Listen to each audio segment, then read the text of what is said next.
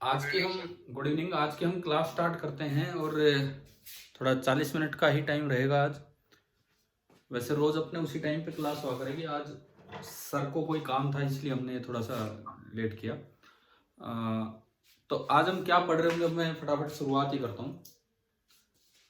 मतलब ये लगा लो कि जो काम हम 1 घंटे में करते वो आज 40 मिनट में कर रहे हैं, तो थोड़ा फास्ट करेंगे, आप समझने की कोशिश करना। हमने ईएमआई पढ़ लिया था। अब वो ईएमआई इलेक्ट्रोमैग्नेटिक इंडक्शन से ईएमएफ जनरेट करने के क्या क्या तरीके हो सकते हैं, अब हम वो वाला काम स्टार्ट कर रहे हैं। ईएमआई से किस तरह से आप फ्लक्स चेंज करा के ईएमएफ जनरेट करेंगे।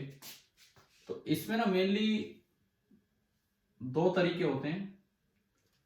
एक को हम कह देते हैं स्टैटिक ईएमआई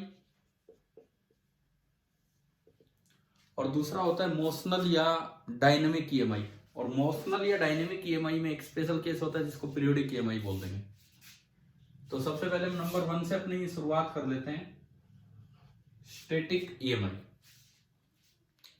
कुछ ना समझ आए तो बोलना, बाकी चलने दो फिर काम को। स्टैटिक ईएमआई, स्टैटिक ईएमआई का मतलब है कि जो लूप है जिसमें आप करंट इंड्यूस करवा रहे हैं, that particular loop is at rest. कौन सा लूप? जिसमें आप करंट इंड्यूस कर रहे हो, जिसमें आप करंट इंड्यूस करवा रहे हो वो वाला लूप रेस्ट पे है। आप मैग्नेट मूव कराओ, आप कुछ और मूव कराओ, आप फील्ड को चेंज करो उसमें से, तो ये आपका होता है स्टैटिक ईएमआई। क्या मतलब है? देखो, जैसे मान लो मैंने ये कोई लूप लिया and this is a current carrying loop. मैंने पहले से इसमें यूं मान लिया कि एक बैटरी लगी हुई है और जिसकी वजह से करंट फ्लो कर रहा है and the current is I. हाँ भाई, समझ आ रहा है ना क्या माना है हमने, किस तरह से हम क्या सीखना चाह रहे हैं यहाँ पे? ठीक है। और ये जो लूप है, ये जो क्या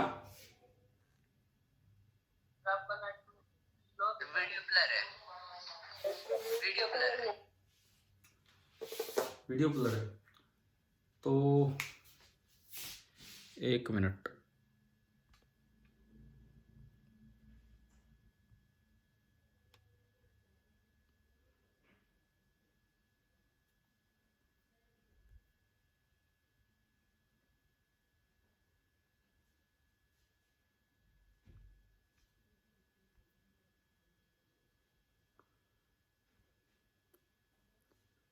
नेटवर्क मैं चेंज कर रहा हूँ, शायद उसमें कुछ हो तो,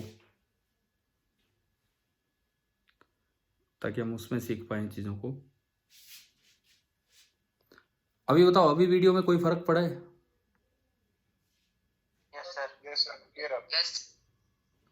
ठीक है, मैंने नेटवर्क चेंज कर लिया। आप देखिए अब इधर ये करंट कैरिंग लूप है और इसमें करंट आ रहा है आई। ठीक है, अब मैं इस लूप को रेस्ट पे मानूं और अब अगर मैं इसमें कोई ईएमएफ इंड्यूस करवा रहा हूं तो वो आपका होगा स्टैटिक ईएमआई। सपोज मैं इसके पास एक मैग्नेट लाया, चलो मैग्नेट छोड़ो, कोई जरूरी थोड़ी है मैग्नेट, आप एक करंट कैरिंग लूप भी पास ला सकते हो। मान लो इसी डायरेक्शन में कोई करंट था और आप इस लूप को इधर लेके आ रहे हो विद सम स्पीड, कुछ भी स्पीड v के साथ इधर लेके आ रहे हो, तो यूं बताओ क्या इसने अपना मैग्नेटिक फील्ड फैलाया होगा कि नहीं? और इस लूप ने अपना मैग्नेटिक फील्ड ऐसे फैला रखा होगा। इसका मतलब इसकी जो मैग्नेटिक फील्ड लाइंस होंगी वो यूं आएंगी, यूं।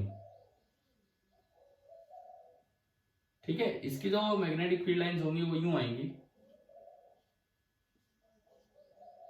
इस तरह से। समझ आ रहा है ना? इसमें मैंने जैसे डायरेक्शन बनाई उसके अकॉर्डिंग। ठीक है, मतलब अगर आप इसका एक इक्विवेलेंट मैग्नेट बनाएं, अगर आप इसका एक इक्विवेलेंट मैग्नेट बनाएं तो ऐसा मैग्नेट बनेगा यूं।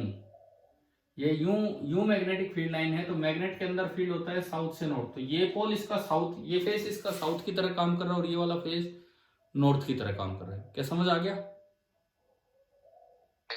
ठीक है, तो आप इसको मैग्नेट से रिप्लेस करके देखो। अब आप बताओ, साउथ पोल को पास ला रहे हो, दूर ले जा रहे हो? मैं इस लूप हाँ को, सर। हाँ सर एक बार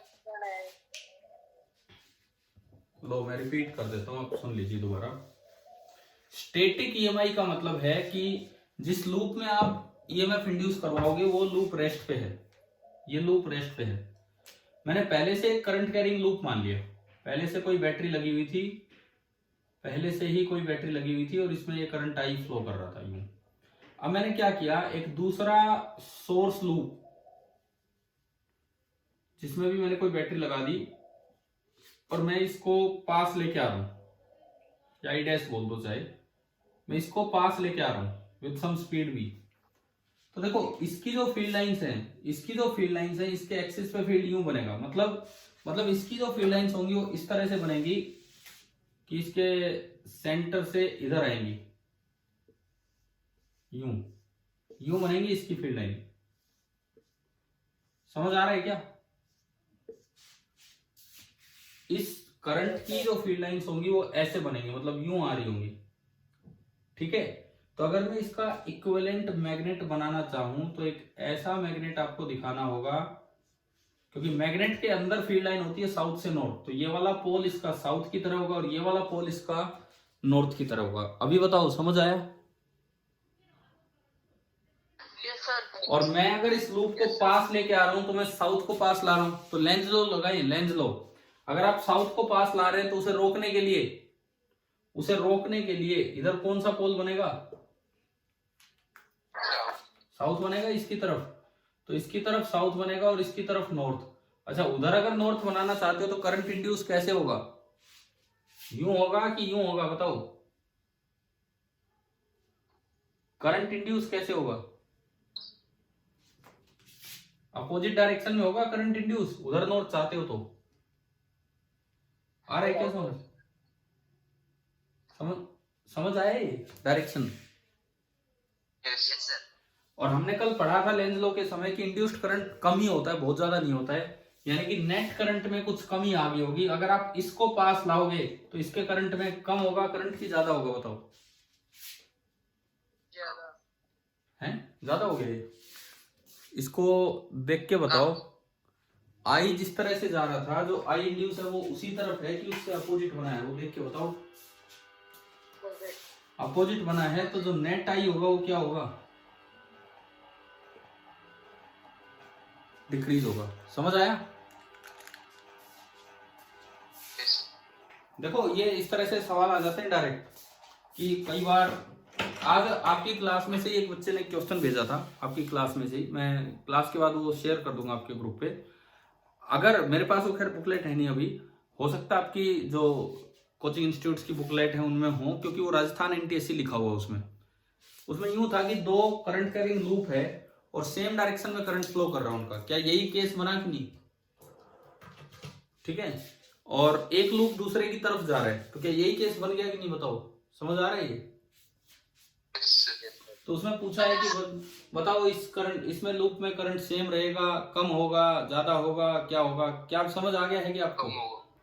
तो आप ये राजस्थान एनटीएससी में आया हुआ सवाल आप देख लेना, वहां पे मिल जाएगा आपको अपनी किताबों में क्या था ये सवाल। ठीक है, ये आपका स्टैटिक ईएमआई से डायरेक्शन देखना हुआ। मैग्नीट्यूड देखना मैंने पहले ही बता रखा है। कैसे बता रखा है सुनिए। सपोज इसको पास ला रहे हो, इसको पास लाने की वजह से जो इसका बी है, इसको पास लाने की वजह से जो बी है वो बढ़ रहा है। मान लो बी इस तरह से दिया है, टाइम के साथ यूं बढ़ रहा है 5t टेस्ला। इसका एरिया आपको दे रखा है 10 मीटर स्क्वायर। इसका रेजिस्टेंस सपोज 2 ओम। आपसे पूछा है कि इंड्यूस करंट कितना होगा।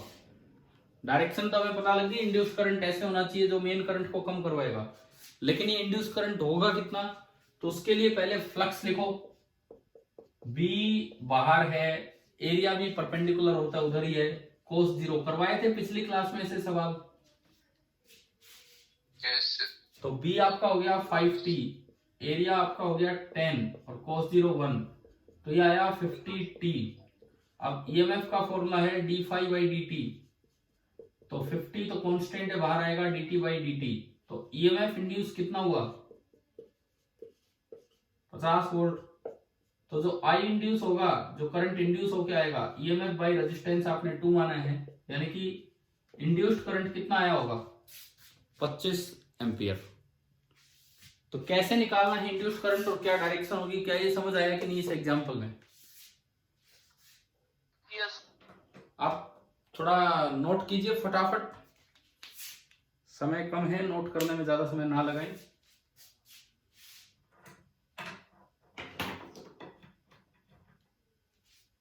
होगा सुनो। हो गया? हाँ मिटा। No sir. ठीक है आप कीजिए नोट कीजिए।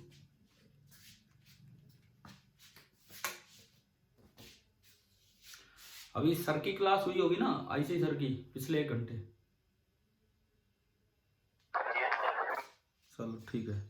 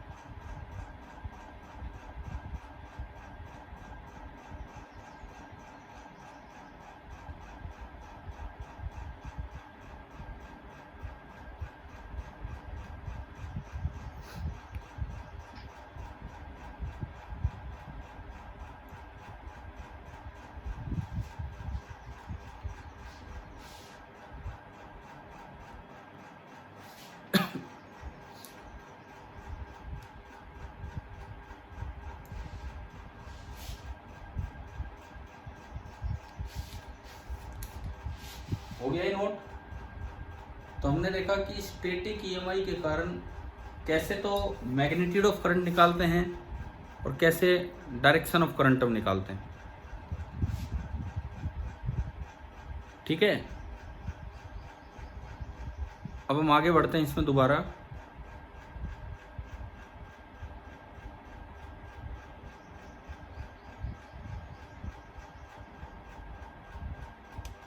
आप लोग यार कहाँ गए? डिस्कनेक्ट हो गया क्या?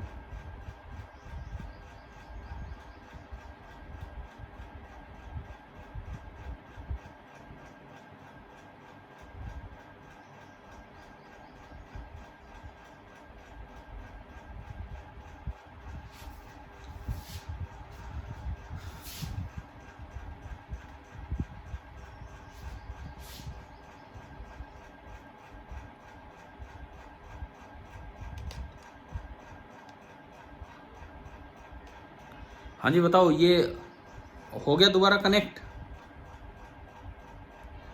Yes sir. Yes sir. ठीक है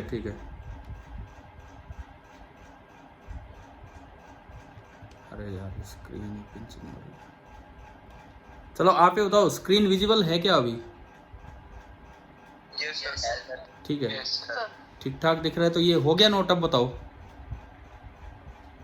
यस सर। ठीक है, अब देखो स्टैटिक ईएमआई में दूसरा काम कि ये एग्जांपल नंबर 1 था स्टैटिक ईएमआई में, एग्जांपल 1। अब मैं ले रहा हूं एग्जांपल नंबर 2।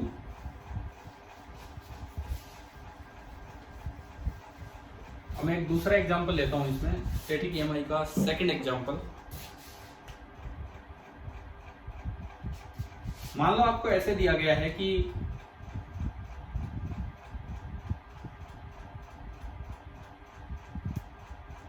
ये एक कोई इस तरह से टिल्टेड लूप है, इस तरह से बना रखा है। कि उसी एक लूप में दो स्क्वायर पार्ट्स बना रखे हैं। एक स्क्वायर पार्ट है जिसकी एज लेंथ है a,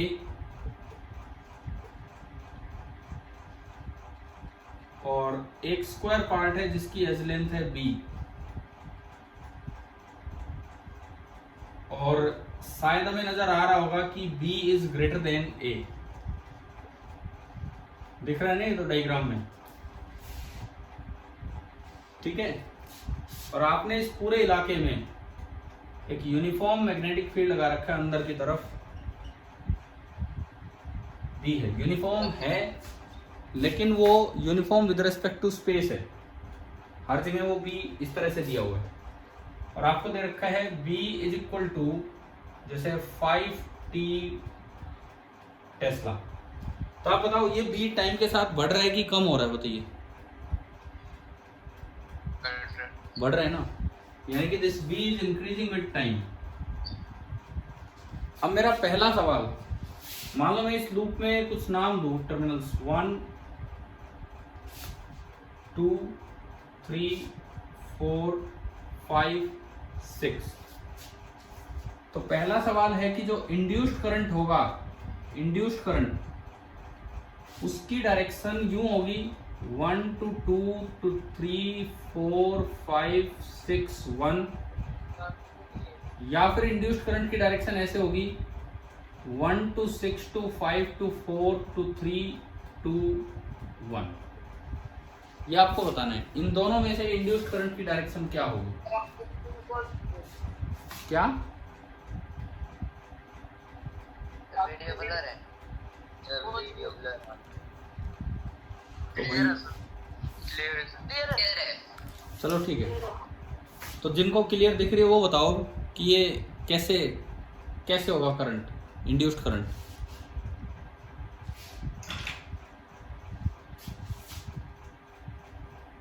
देखो मैं बताता हूँ, सुनिए।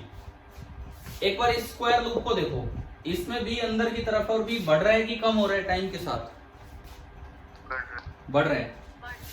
तो फ्लक्स होगा b इंटू एरिया, और वो भी बढ़ रहा होगा टाइम के साथ। और फ्लक्स बढ़ता है तो लेंज ने बताया था कि इस तरह से करंट इंड्यूस होगा कि वो उसको कम करवाए, वो इसको कम करवाए, मतलब इंड्यूस करंट का b बाहर आए। इंड्यूस करंट का b अगर बाहर आए तो उसके लिए ऊपर वाले लूप में करंट क्लॉकवाइज चलना चाहिए कि एंटी क्लॉकवाइज? बताओ, यूं चलना चाहिए कि यूं चलना चाहिए, एंटी क्लॉकवाइज या क्लॉकवाइज? एंटी क्लॉकवाइज, ताकि ये भी थोड़ा कम हो। यानी कि इसमें जो डायरेक्शन आनी चाहिए वो ये आनी चाहिए। मैं इसको आई डैश बोल देता हूँ, इंड्यूस्ड करंट आई डैश ऊपर वाले में।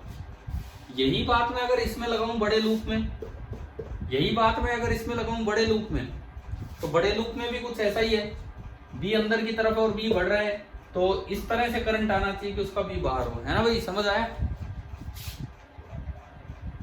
यानी कि इसमें करंट ऐसे होना चाहिए, और मैंने इसको बोल दिया आई डबल डैश।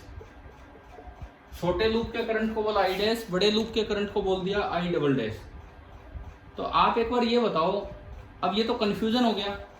1 से 2 अगर मैं देखूं, ये तो पूरी एक वायर है, ये तो पूरी एक वायर है, तो 1 से 2 अगर मैं इसको देखता हूं तो करंट यूं जाएगा, इसको देखता हूं तो करंट यूं जाएगा। तो भाई क्या डायरेक्शन दे? 1 to 2 वाली डायरेक्शन सही है तो ये आंसर होगा, 2 to 1 वाली डायरेक्शन सही है तो ये वाला आंसर होगा। अब बताओ कैसे डिसाइड करें?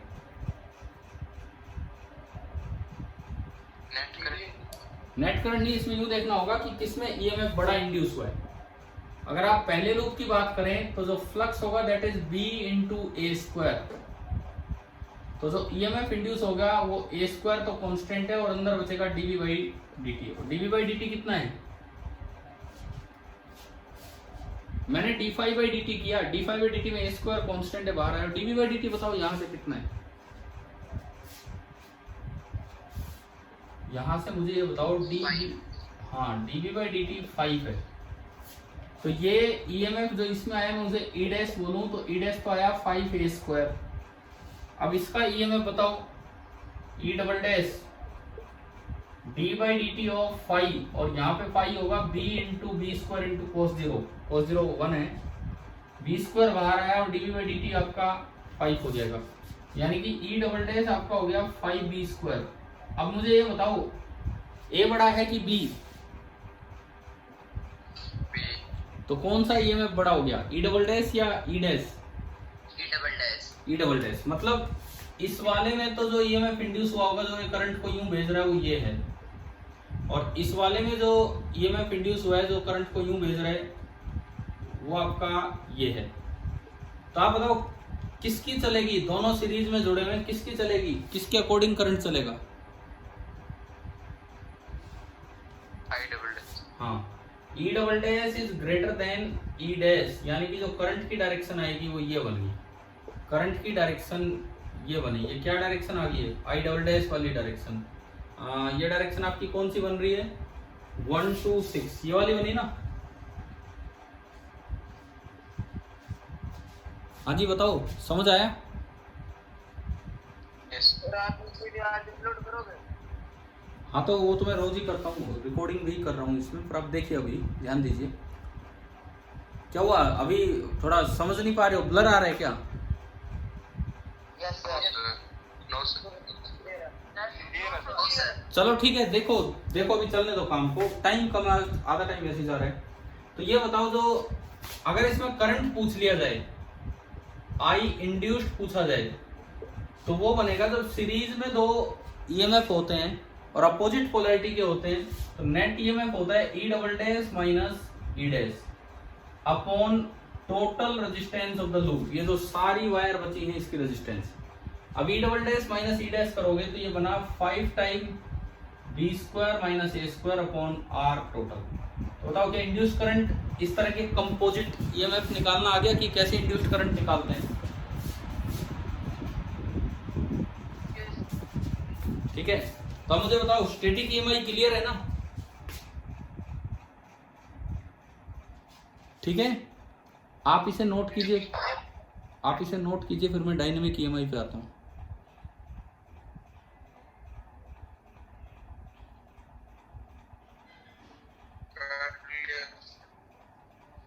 क्या कह रहे हो?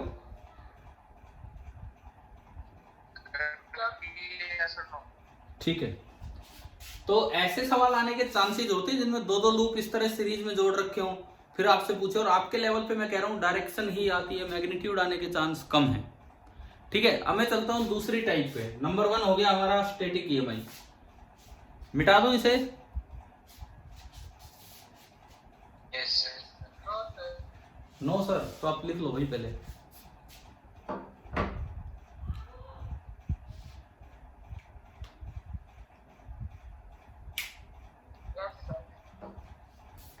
ठीक है, मैंने स्टैटिक ईएमआई में 2 एग्जांपल लिए।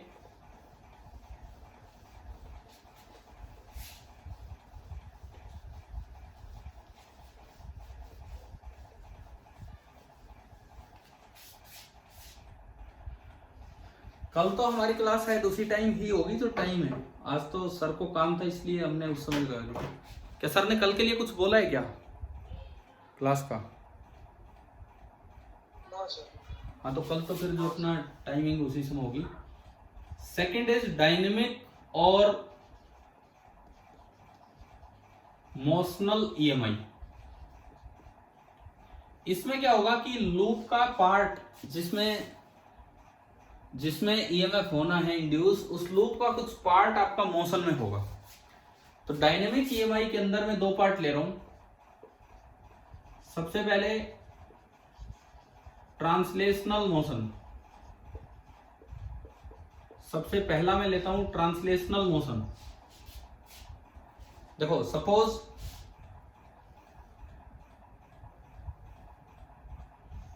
मैं 2 लूप ले रहा हूं, एक ये और एक ये फिक्स कंडक्टिंग लूप्स हैं। These are 2 fixed conducting loops जिनमें की कोई बैटरी नहीं लगी हुई है, कोई बैटरी इनमें नहीं लगी हुई है, और इस पूरे इलाके में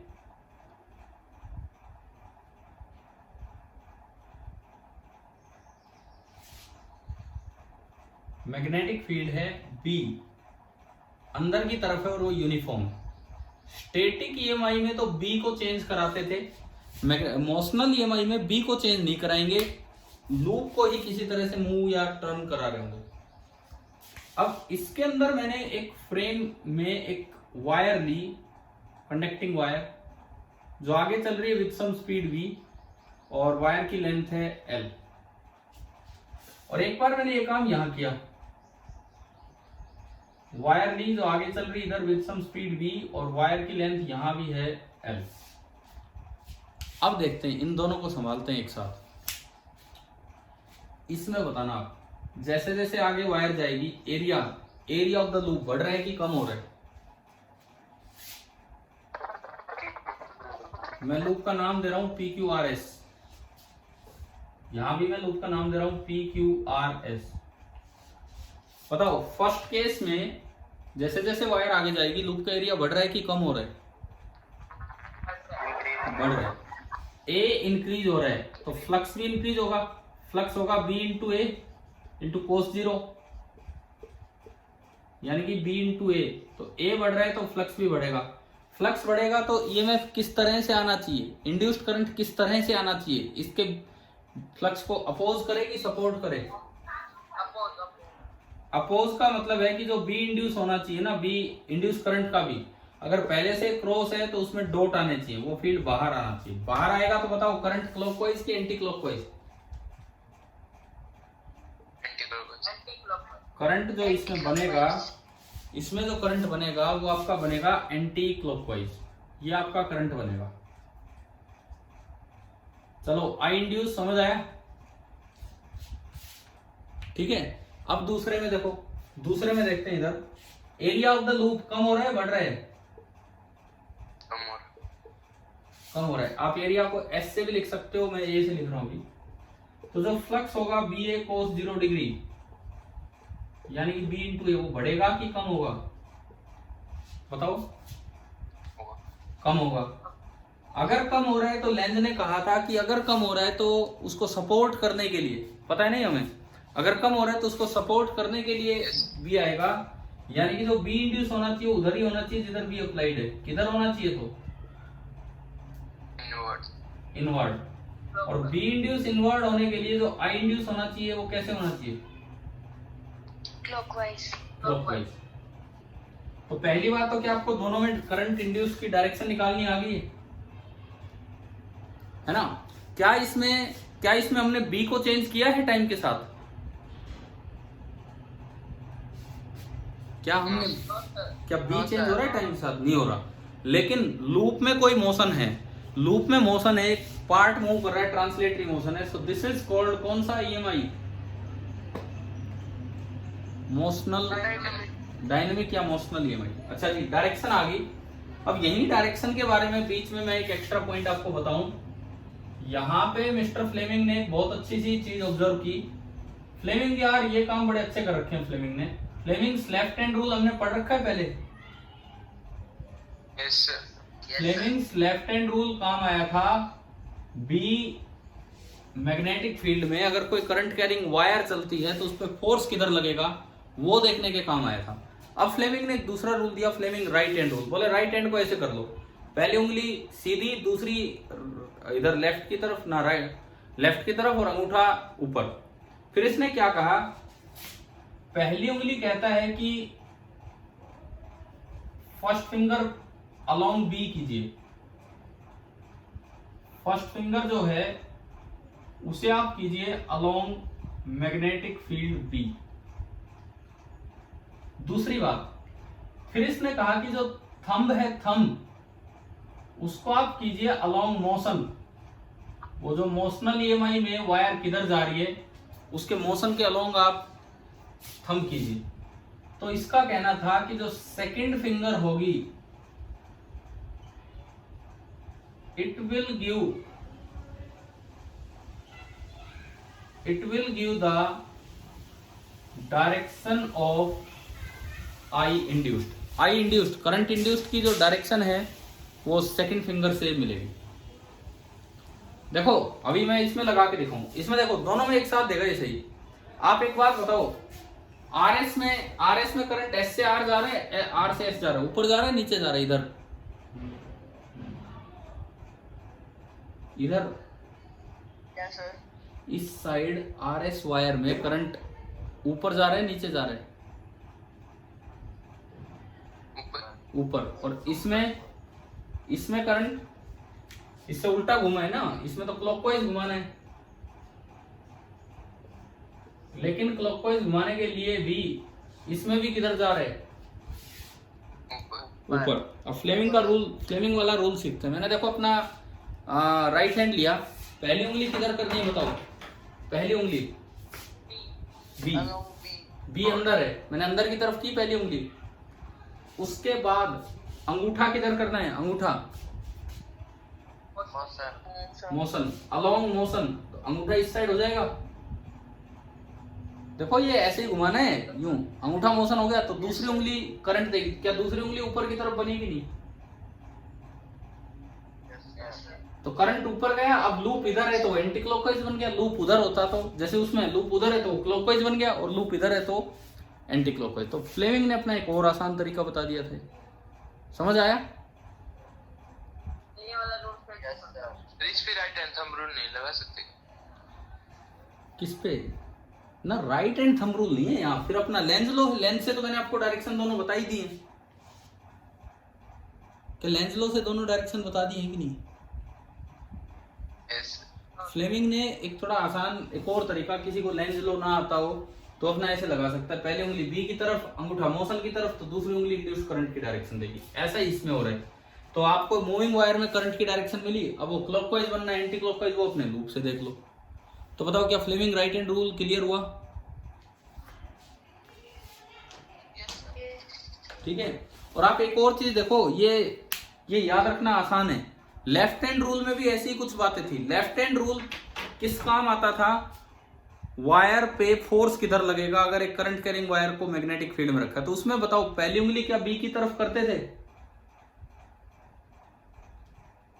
थे ना, उसमें दूसरी उंगली हम करंट की तरफ करते थे। यहां तो इंड्यूस करंट की डायरेक्शन देगी, वहां दूसरी उंगली पहले से फ्लोइंग करंट की तरफ करते, और उसमें जो थंब था वो क्या देता था, डायरेक्शन ऑफ फोर्स, कि किधर वो वायर अब मूव करना चाहेगी, किधर मोशन होना है, मतलब किधर फोर्स लगेगा। यहाँ उल्टा काम है, यहाँ फोर्स पहले से पता है, मतलब थंब पहले से, अलोंग मोशन हमें पता है कि मोशन किधर है, तो अब आपको क्या निकालना है, करंट किधर इंड्यूस होगा। तो क्या लगभग याद रखने के लिए एक जैसे हैं कि नहीं दोनों? दोनों में ही पहली उंगली बी की तरफ है, दोनों में ही दूसरी उंगली करंट है, एक करंट फ्लोइंग है, एक करंट दे रही है इंड्यूस, और दोनों में ही दूसरा ये जो अंगूठा है ये थंब फोर्स या मोशन क्या लूंगा। चलो इंड्यूस्ड करंट का फ्लेमिंग राइट हैंड रूल आ गया समझ? Yes sir. ठीक है। अब सुनो, अब बात आती है कि ये ईएमएफ कितना इंड्यूस हुआ होगा, ये इंड्यूस करंट कितना होगा, ये हम देखें। इसके लिए मैं आपको बताऊं, magnitude of EMF induced, magnitude of EMF induced, ये देखें अब हम। तो पहली बात, if B vector is perpendicular to L vector is perpendicular to V vector, तीनों एक दूसरे के परपेंडिकुलर हो, तो जो मूविंग वायर में ईएमएफ इंड्यूस होता है वो BLV होता है। कैसे आया अभी बताता हूं, पर यहां चेक करो क्या तीनों परपेंडिकुलर है, लेंथ ऐसे है, मूविंग वायर की लेंथ ऐसे है, वेलोसिटी आगे है, और B किधर है, ऑनवर्ड, अंदर की तरफ। तो आप बताओ क्या तीनों एक दूसरे के म्यूचुअली परपेंडिकुलर हैं कि नहीं? Yes sir. है ना? तो तीनों अगर म्यूचुअली परपेंडिकुलर हो तो ईएमएफ इंड्यूस कितना होगा, BLV। L है मूविंग लेंथ की रोड, B मैग्नेटिक फील्ड, और V इसकी वेलोसिटी। एंड I इंड्यूस अगर आपको निकालना हो, I इंड्यूस, तो वो हो जाएगा जो भी E इंड्यूस आया डिवाइडेड बाई R, खाली मूविंग वायर की नहीं, क्या लिखा मैंने नीचे, दिख रहा है ये, दिख रहा है कि क्या लिखा है, लूप, खाली मूविंग वायर की रेजिस्टेंस नहीं, पूरे लूप की रेजिस्टेंस क्या होगी, उससे हमें डिवाइड करना होगा। अच्छा ये आया कैसे, बड़ा आसान है। आप बताओ, एक दिन हमने flux associated with translatory motion में ये निकाला था, phi is equal to BLV into T। अगर एक स्ट्रेट वायर L लेंथ की मूव करती है तो phi is equal to BLV into T, निकाला था कि नहीं? अरे एक ट्रांसलेटरी का फ्लक्स निकाला होगा, एक रोटेटरी का निकाला होगा, फ्लक्स वाली क्लास में। Yes, sir. नोट्स में आप देख सकते हो, Yes, sir. है ना। और ईएमएफ इंड्यूस होता है d∅dt। तो अगर आप d∅dt करोगे तो BLV तो कांस्टेंट है, बाहर आया, और dt/dt कितना हो जाएगा? 1। तो ये आपका ईएमएफ इंड्यूस आया BLV। और दूसरी बात मैग्नीट्यूड ऑफ ईएमएफ इंड्यूस के बारे में ये है, मैग्नीट्यूड ऑफ ईएमएफ इंड्यूस के बारे में दूसरी बात ये है कि if L parallel to B और B पैरेलल टू V और L पैरेलल टू V, तीन में से कोई भी दो या तीनों पैरेलल हो गए तो जो ईएमएफ इंड्यूस होगा 0 होगा, और अगर ईएमएफ इंड्यूस 0 होगा तो करंट इंड्यूस भी कितना होगा? 0। देखो ये पैरेलल कब होंगे, देखिए सुनिए, L parallel to B, L यूं है ना, L यूं है ऊपर की तरफ इस लाइन के लॉन्ग। मान लो आपने मैग्नेटिक फील्ड अंदर ना लगा के ऐसे लगा रखा होता ऊपर, अगर मैग्नेटिक फील्ड ऊपर लगा रखा होता आप चीज को मूव कराते रहो, क्या L पैरेलल टू B है कि नहीं? Yes, sir. तो उस केस में ईएमएफ इंड्यूस 0, मतलब इसी में अगर B मैंने ऊपर लगा रखा होता तो ईएमएफ इंड्यूस 0। अगला B पैरेलल टू B, मतलब फील्ड कैसे लगा रखा होता बताओ? ये L है, ये आगे V है, और आपने B भी इसी डायरेक्शन में लगा दिया होता। अगर मैंने B आगे लगाया होता, अब जी आप इस वायर को मूव कराते रहो तो भी ईएमएफ इंड्यूस कितना होता? 0। और तीसरा केस है L पैरेलल टू V, ये कुछ इस तरह की अरेंजमेंट होती कि लेंथ ऐसे और इसको ऐसे ही चलाया जा रहा होता, लेंथ ऐसे और इसको ऐसे ही चलाया जा रहा होता, तो भी ईएमएफ इंड्यूस कितना होता? 0। और तीनों परपेंडिकुलर हो तो ये कितना इंड्यूस होगा? BLV। लेकिन 10th क्लास में ज्यादा सवाल मैग्नीट्यूड पे नहीं आते, डायरेक्शन पे ही आने के चांसेस होते हैं कि डायरेक्शन किस तरह से होगी। तो चलिए आप ये बताओ, क्या स्टैटिक ईएमआई समझ आ गया? Yes, sir. ठीक है, स्टैटिक ईएमआई में कोई डाउट हो तो अभी बताओ।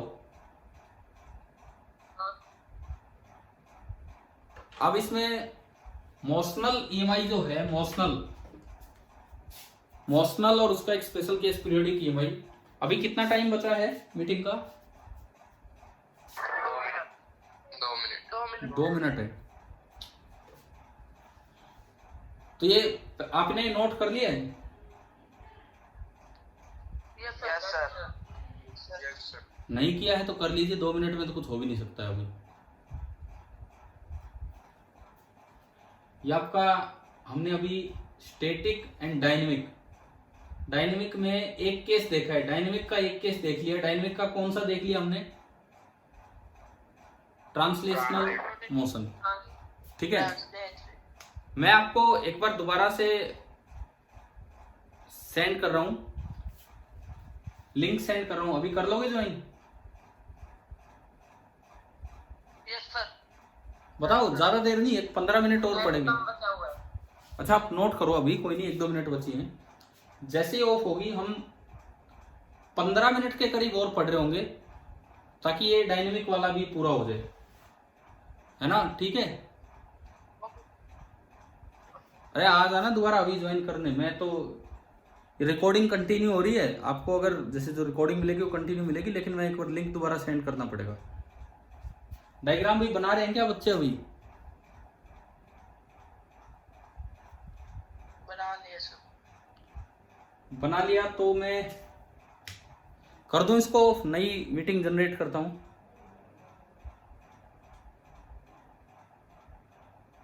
ठीक है, 2 मिनट बस आप वेट कीजिए। चलिए हम ये नई रिकॉर्डिंग ही कर लेंगे। आपको नेक्स्ट पार्ट में हम डायनेमिक ईएमआई का, नेक्स्ट जो अगली ही क्लास होगी इसके बाद, उसमें हम ट्रांसलेशनल मोशन के बाद अब हम लेंगे इसका रोटेशनल मोशन।